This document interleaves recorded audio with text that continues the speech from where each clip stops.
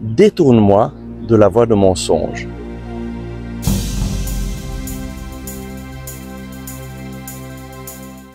Détourne-moi de la voie de mensonge. Fais-moi la grâce de ta loi. Vous est-il déjà arrivé de mentir? Et puis après, vous avez dû mentir de nouveau pour pouvoir vous protéger ou pour que les autres ne sachent pas que tu as menti. Et petit à petit, on se laisse entraîner dans une voie de mensonge. Et cela peut porter à des conséquences terribles. Parce que le père du mensonge, nous le dit Jésus, c'est le diable. Et lorsque nous mentons, nous ouvrons la porte à l'ennemi, et l'ennemi vient pour voler, tuer, détruire. Et peut-être que tu vois les effets de l'ennemi dans ta vie, et tu te rends compte qu'en fait, ça a été la conséquence de mensonges. Au début, c'était des petits mensonges, mais petit à petit, il y a eu toujours de plus grands mensonges, et l'ennemi est entré et a commencé à détruire ta vie.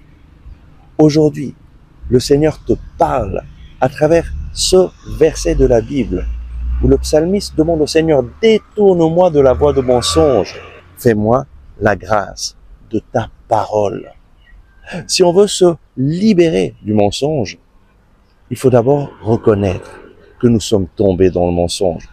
Il faut d'abord reconnaître que le mensonge, c'est mal, c'est une faute, et demander pardon au Seigneur. Aujourd'hui, je voudrais t'enseigner une voie toute simple pour te libérer du mensonge. La première clé pour te libérer du mensonge, c'est la repentance et la foi.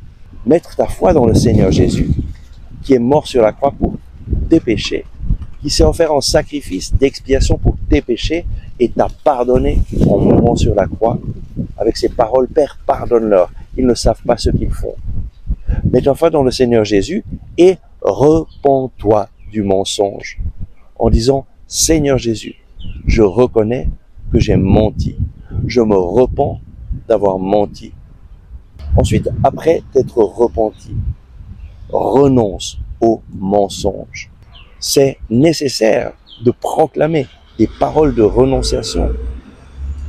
Au nom de Jésus, je renonce au mensonge. Je renonce à me protéger en inventant des mensonges. Au nom de Jésus, je ne veux plus de cela dans ma vie.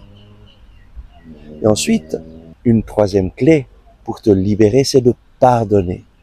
De pardonner peut-être aux personnes qui t'ont enseigné à mentir, aux personnes qui t'ont menti, et petit à petit tu as suivi leur exemple, et de te pardonner à toi-même pour être tombé dans le mensonge.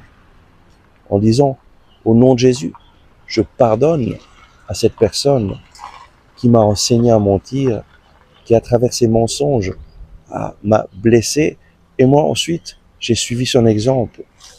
Et au nom de Jésus, je me pardonne d'être tombé moi-même dans le mensonge. Je ne veux plus de cela.